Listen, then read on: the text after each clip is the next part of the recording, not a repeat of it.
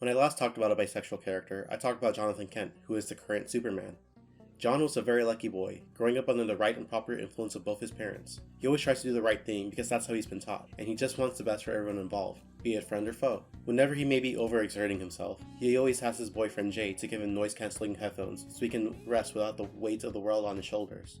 He's what straight society would call a Boy Scout, and what the bi community would call a functioning bisexual. But what about someone who wasn't as lucky as John? What do we call a confident and flirtatious bad boy with daddy issues? Someone who certainly hasn't always done the right thing, but is exciting and dangerous to make up for it. This person would be called a disaster bi, which perfectly describes Akihiro, or Daken, the Son of Wolverine as he's better known. Yes, Wolverine has a son, and yes, he does swing both ways, being able to seduce men and women alike with his mannish charm. Akihiro certainly has a nice body, which is an asset he uses in his day-to-day interactions to get what he wants. You see, along with inheriting Logan's bone claws, which come out of his wrists and knuckles, and healing factor, Daken was also born with the mutant ability to sense people's emotions through pheromones as well as enhance it. When someone feels happy around him, he can elevate those feelings. When someone is scared, he can make them feel true fear. And when someone is attracted to him, well, he can certainly get into bed with them. Since mastering these powers, he uses them to his advantage, whether it be calming people down to get the edge in battle over his opponents, or be it to get information out of people who yearn for his touch. Essentially, he's the man behind If Looks Could Kill, because he might. With these powers, you would think he would be on top of the world.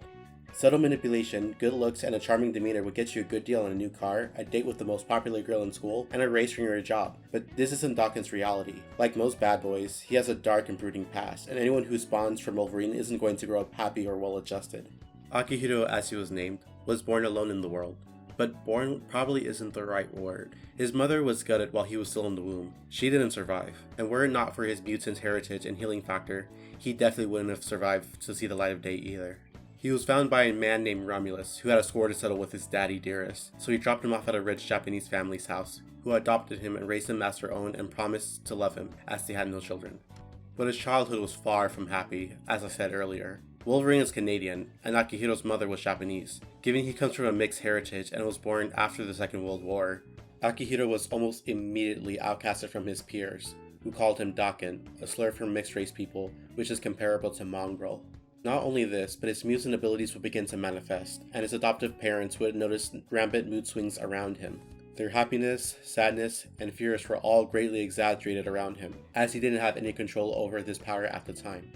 His mother would one night claim she didn't love him. This ostracization he experienced early in life would greatly influence him for the rest of his life. Even though he's trying, his attempts to grow close ties to those around him is blowing up in his face. It's not working.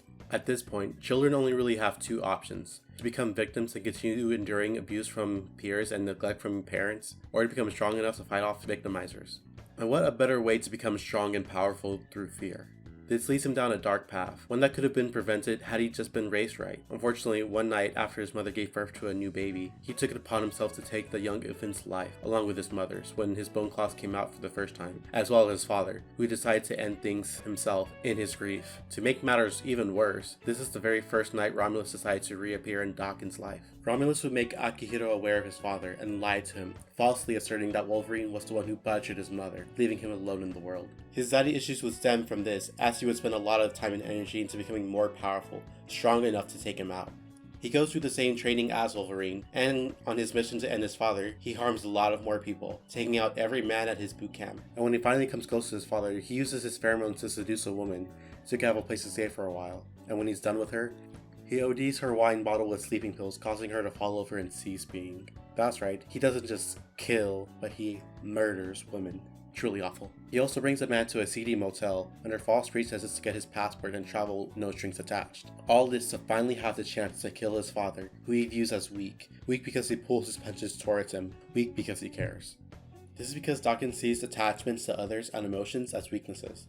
Something to distance himself from, likely as a result of never truly having anyone care for him, despite caring for others. He tries to distance himself from these things, since it would lead to others using him as he does to other people. But he's bad at not caring, and even worse at trying to hide it.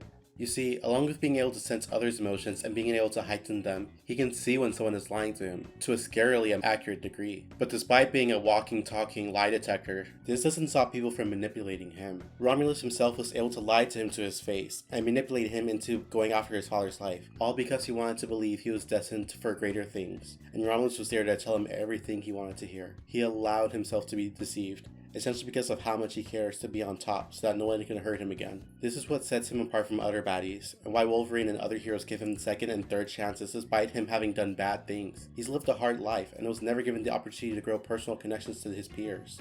Maybe if they extend a welcome hand, he'll reach out and become a better, happier person. But that was never going to happen in this life. Daken had foregone feelings, turning his heart as cold as ice so he would attain power and become strong. So even while he wants to be a part of their world, he believes deep down he's a bad, irredeemable person that no person would mourn even if he died. Even when he tries to become part of superhero teams, like when he became the Dark Wolverine on the Dark Avengers, there's always someone there to remind him of what he's done and what he can't come back from. So what happens when he's given new chances to be a better person? He lets it blow up in his face time and time again, never giving himself the opportunity to grow from these experiences until he winds up dead. Usually this is where the story would end. The rebel without a cause got into a fight he couldn't get out of, and was punished for it. A fitting end for a villain like him, except it's not the end for him. Life had given him yet another chance in the form of his resurrection on Krakoa. What is Krakoa? You haven't read comic books in I don't know how many years? I'm glad you asked. In X-Men comics, there have been two factions. Those who allied with Magneto, who believed mutants superior to humans and wished to rule the world, and those who allied with Charles Xavier, who believe humans and mutants could one day coexist in peace. These constantly rivaling factions divided mutant kind, causing him to never make progress in either direction, or causing casualties on both ends. When Xavier and Magneto decided to a truce, they and other powerful mutants elected to use their powers to create Krakoa, a sovereign mutant island where mutants put the past in the past and work towards the betterment of their kind.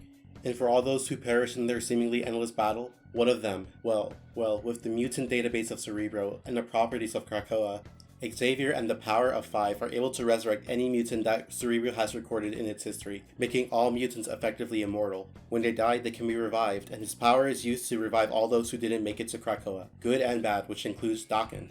While the sins of the past is certainly not forgotten, they are forgiven. Even Wanda Maximoff, who had been retconned into being human and not a mutant, is welcome there.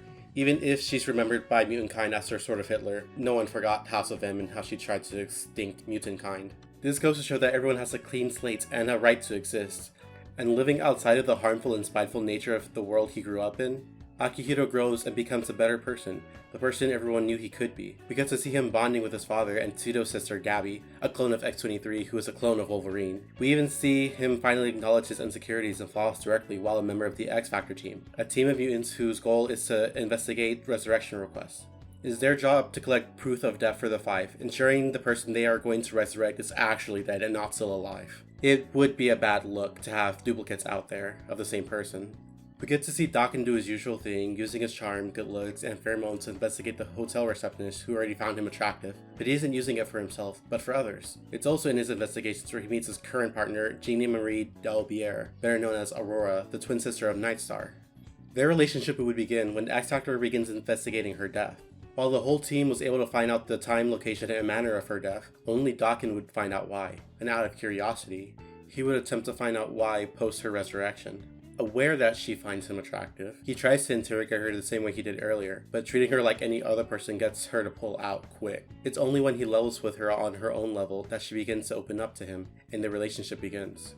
And when Akihiro is later kidnapped and attacked as the sole member of X-Factor who is the least likely to be noticed as missing, we see him despair in a manner we haven't seen him before. Usually when he's humiliated and defeated, he defaults to his self-destructive patterns and picks a fight with the nearest big guy. This acts as a form of reassurance for him, to remind him that he's still big and strong, even if he doesn't feel that way.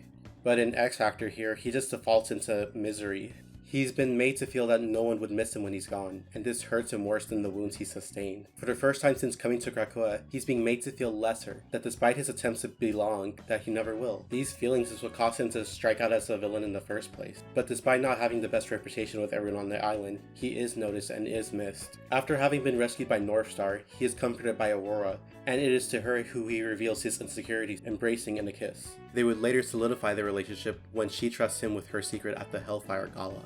Not only was Genie just the person Akihiro needed, someone who would reach out to him and share his insecurities with, Akihiro was the person Aurora needed, someone who would level with her on her own level, who wouldn't pressure her into revealing things she wasn't ready to. They just work, and since Akihiro is bisexual, it's nice to see him be with a woman. Bi-Erasure is a problem within the queer community. Just because a bi person is with a member of the opposite gender doesn't make them any less attracted to their own gender. Case in point is Carl Valencio, known as Somnus.